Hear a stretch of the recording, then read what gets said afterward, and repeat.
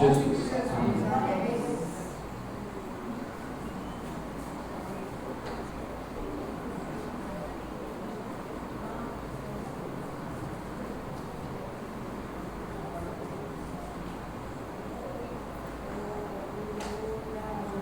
Glória a Jesus.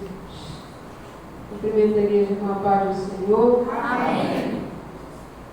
Deus seja louvado por essa oportunidade de estar aqui, de poder adorar a Deus junto com os irmãos, oferecer ao Senhor um culto, de louvar, de bendizer. Grata a Deus pela oportunidade riquíssima de poder estar essa noite fazendo uso também da palavra de Deus. Quero ser grata pela vida da minha amiga Alcione. Obrigada pelo convite, que Deus continue abençoando, que Deus continue te usando, te guiando, te dirigindo nesse trabalho, assim como todos os que trabalham junto com você, pastor dessa casa. Muito obrigada pela honra. Toda a glória seja dada ao nome de Jesus. Abre a tua Bíblia. Um texto foi escolhido para o tema dessa noite. Primeira carta de Pedro, capítulo de número 2. Está aqui comigo minha família, sempre me acompanhando. Família adoradores. Adoradores aos pés do altar. Vocês vão encontrar lá no YouTube, nas plataformas digitais, um pouquinho do nosso trabalho. Depois a gente louva aqui um pouquinho. Para se alegrar junto com os irmãos. Todos acharam? Primeira carta de Pedro, capítulo de número 2, é o versículo de número 5, versículo de número 5. Diz assim a palavra de Deus: vós também, como pedras vivas, sois edificado casa espiritual e sacerdócio santo, para oferecer sacrifícios espirituais agradáveis a Deus por Jesus Cristo. Amém? Amém. A igreja pode tomar assento.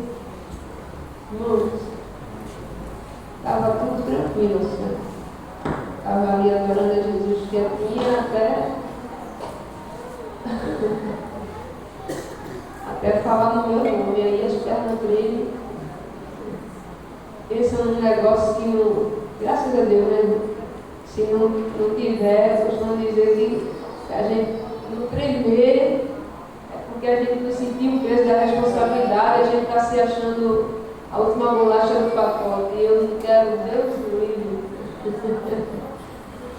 Eu quero estar na direção dele nessa noite, para estar transmitindo ao teu coração uma palavra que venha gerar em nós vida.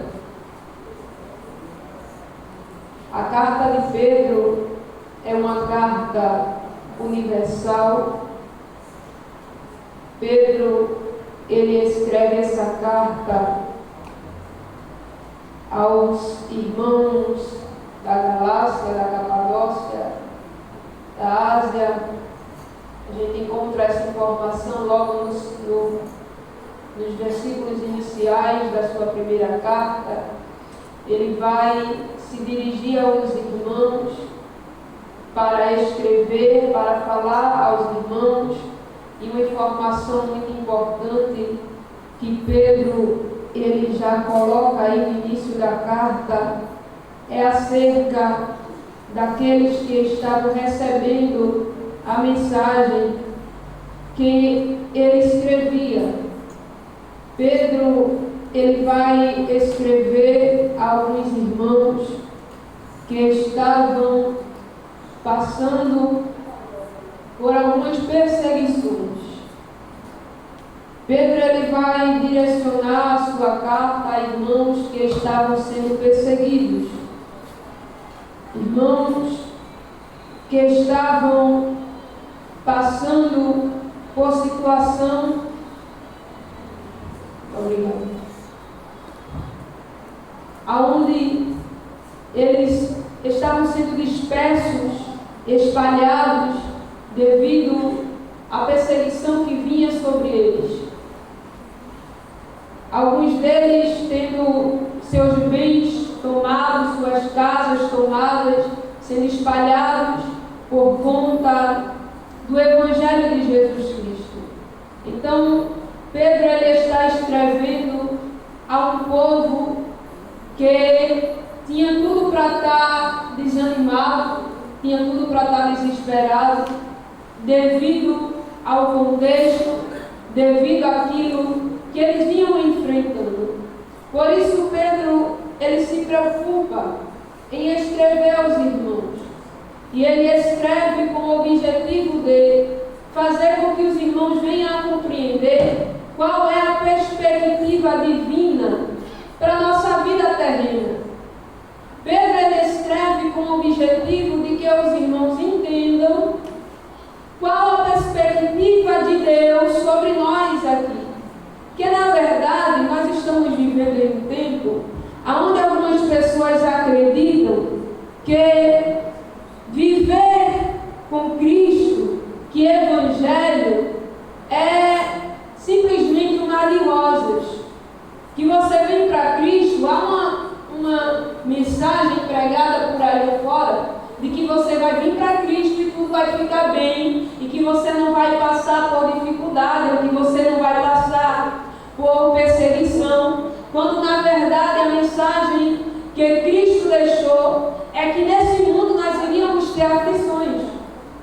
A mensagem que Cristo deixou é que aqui nós seríamos perseguidos. É de que aqui nós iríamos passar por calúnia, por injúria, por causa do nome de Cristo. E os irmãos estão passando por tudo isso. E Pedro ele vai se preocupar de escrever. E quando ele escreve, eu comecei a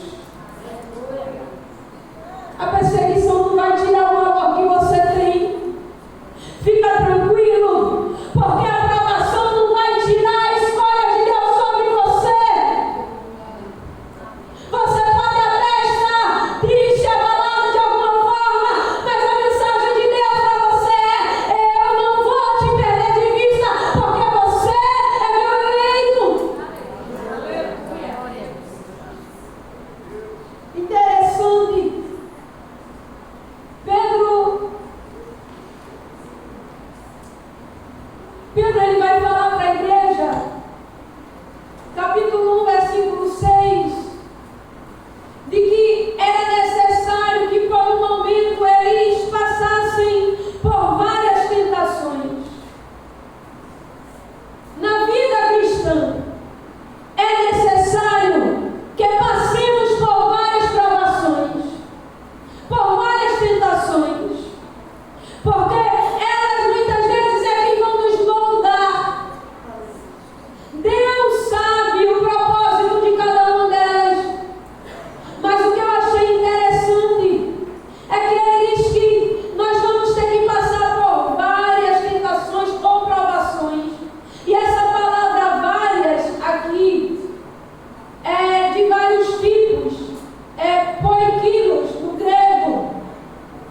E quando eu fui lendo a carta de Pedro, eu encontrei também no capítulo 4, versículo de número 10, onde Pedro ele vai expor a graça de Deus, e ele vai falar da graça de Deus, e essa mesma palavra que ele fala aqui sobre a variedade das tentações, poikilos, é a palavra que ele usa para falar da graça.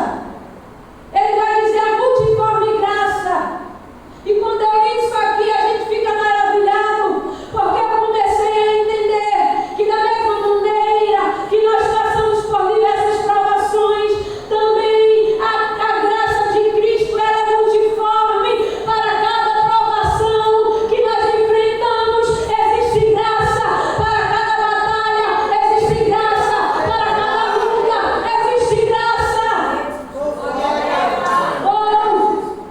O que Pedro está dizendo para nós é que para cada momento difícil, a graça de Deus ela vem nos amparar. E a orientação que Pedro ele vai trazer para a igreja é de que ela precisa se aproximar de Cristo. Capítulo 2, ele vai dizer no versículo de número 4: chegando-vos para ele, a pedra viva, reprovada na verdade pelos homens, mas para com Deus ela é eleita e preciosa. O que Pedro ele está falando para a igreja é que no momento de perseguição,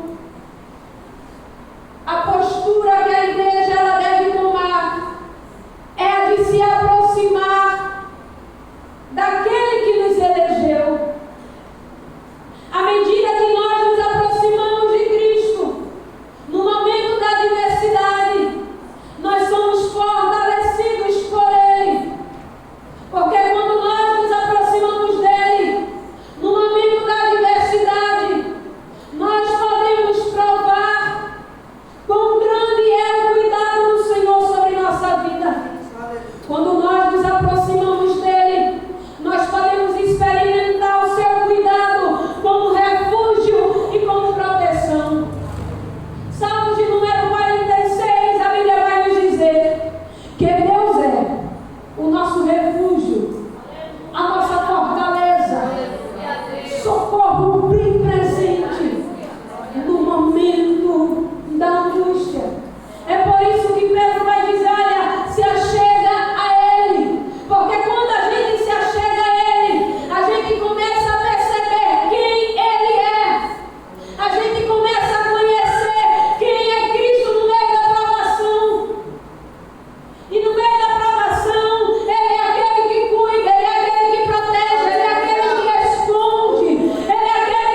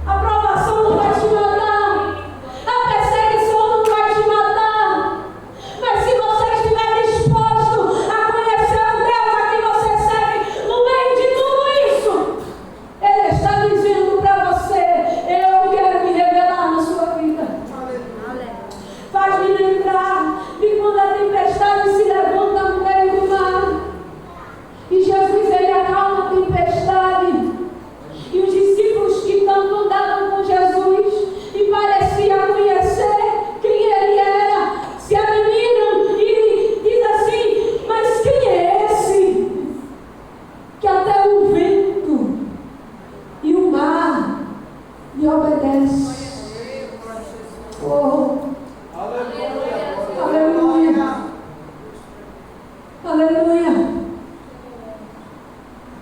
Na tempestade com Ele, a gente não vai perecer, mas a gente vai passar a conhecer Ele de maneira que a gente não conhecia. Ele está falando conosco, está dizendo: eu vou usar a diversidade para fazer com que você me conheça melhor do que você pensa. No meio da tempestade, no meio da perseguição, quando nos aproximamos dele, conhecemos quem ele é. Conhecemos o seu poder. Porque somente na tempestade a gente vai ver ele acalmando. E a gente vai perceber que ele tem poder não é somente sobre as enfermidades, mas ele tem poder sobre a natureza.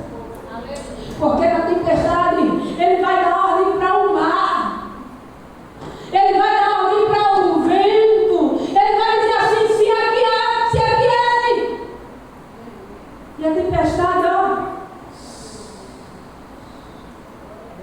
qual é a tempestade que está te assustando? Qual é a perseguição que está te desesperando? O convite dele para você nessa noite é: vem para perto. Vem para perto. Porque você vai conhecer o poder do Deus que você serve. E Pedro ele vai dizer assim: chega para ele. Ele foi rejeitado pelos homens, mas ele é pedra preciosa para Deus. Ou quem é Jesus no meio da provação para você? E Pedro ele vai falar, versículo de número 5, a respeito da igreja: e vós também, como pedras vivas. Pedro ele vai figurar Cristo como sendo pedra. No versículo de número 6 ele vai dizer que como pedra, Jesus ele é a pedra de esquina, a pedra fundamental, a pedra principal.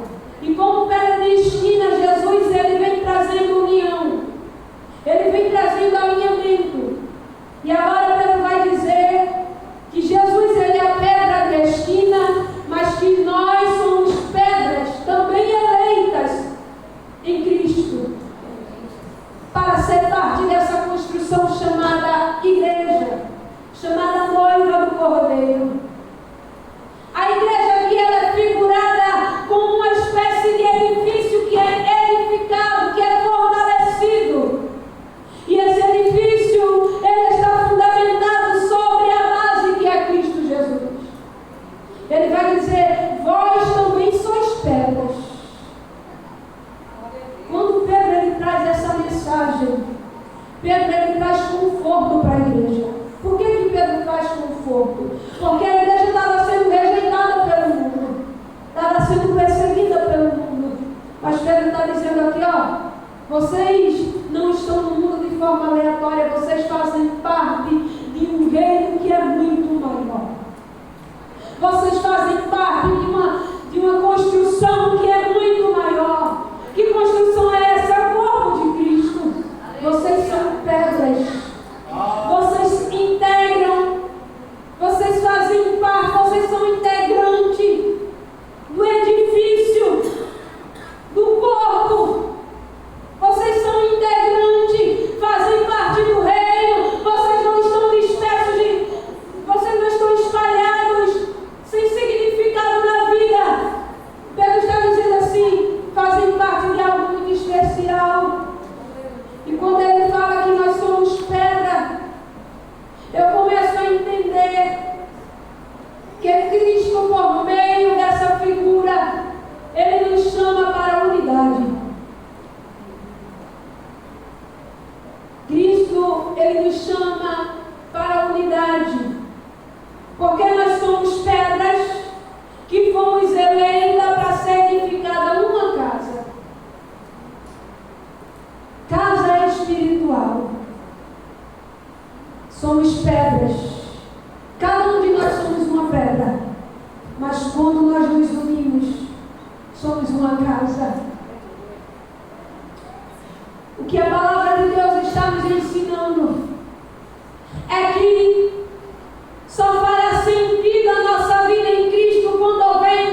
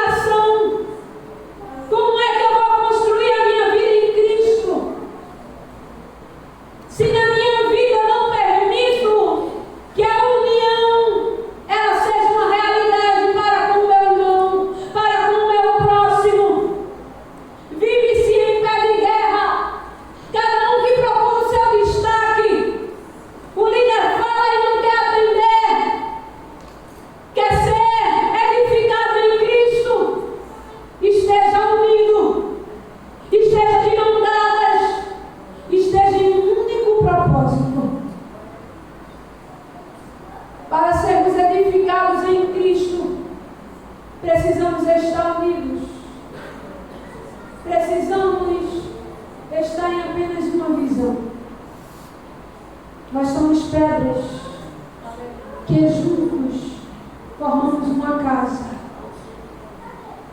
E se formamos uma casa, quando essa casa é formada, a Bíblia vai dizer que ela é formada para que se ofereça sacrifício. Quando a casa é edificada, o culto ele pode acontecer em harmonia. O sacrifício ele pode ser entregue de maneira agradável a Cristo, de maneira agradável a Deus. Você também é parte integrante desse reino, mas acontece que nós precisamos entender aonde é que nós estamos fundamentados. É Ele quem dá o alinhamento, é Ele quem dá a diretriz para que essa casa ela cresça. A palavra de Deus vai nos dizer que existe pelo menos 3 tipos de pedra que fazem parte dessa construção.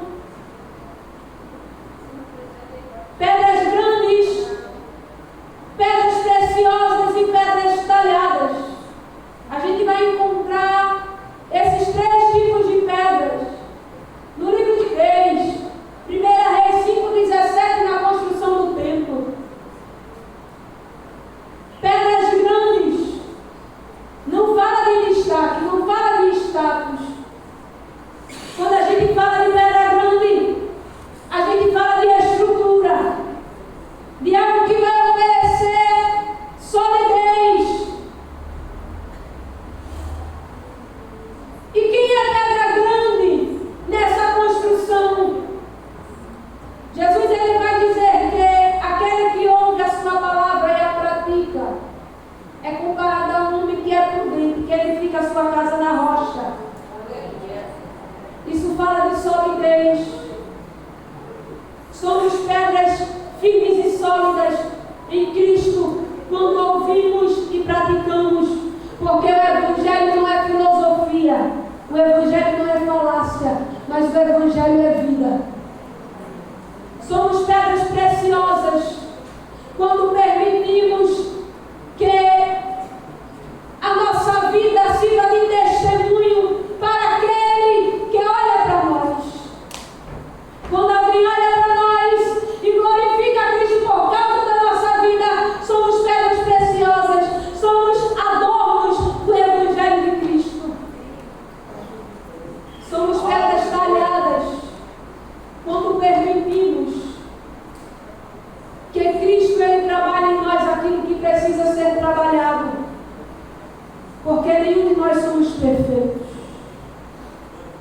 Todos nós precisamos ser trabalhados por Ele. Todos nós precisamos ser modificados por Ele de alguma maneira. As pedras talhadas eram pedras que eram trabalhadas, cortadas de alguma maneira, para que elas pudessem encaixar com perfeição umas às outras. Muitas vezes a falta de unidade no nosso meio se deve a algumas imperfeições em nós como pedras que precisam ser talhadas, que precisam ser cortadas para que a gente possa estar alinhado em Cristo. Que cada um de nós possamos nos permitir ser talhado por Ele, ser cortado por Ele, de alguma maneira, que a gente possa deixar que Ele corte de nós aquilo que impede a unidade como edifício, como corpo, como igreja, a arrogância, a prepotência, a falta de tolerância, a falta de amor, a falta de perdão, um coração duro que muitas vezes impede que estejamos alinhados.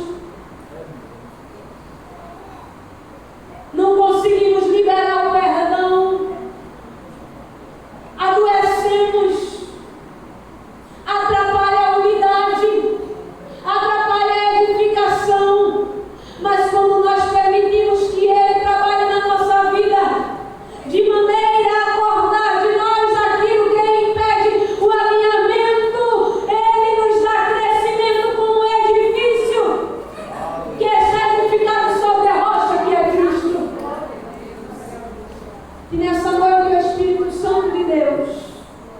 Ele tenha liberdade no nosso coração, que Ele possa trabalhar em nós, que Ele possa remover as imperfeições e que possa estar edificando a cada um de nós em unidade, como um edifício que é levantado para a glória de Deus.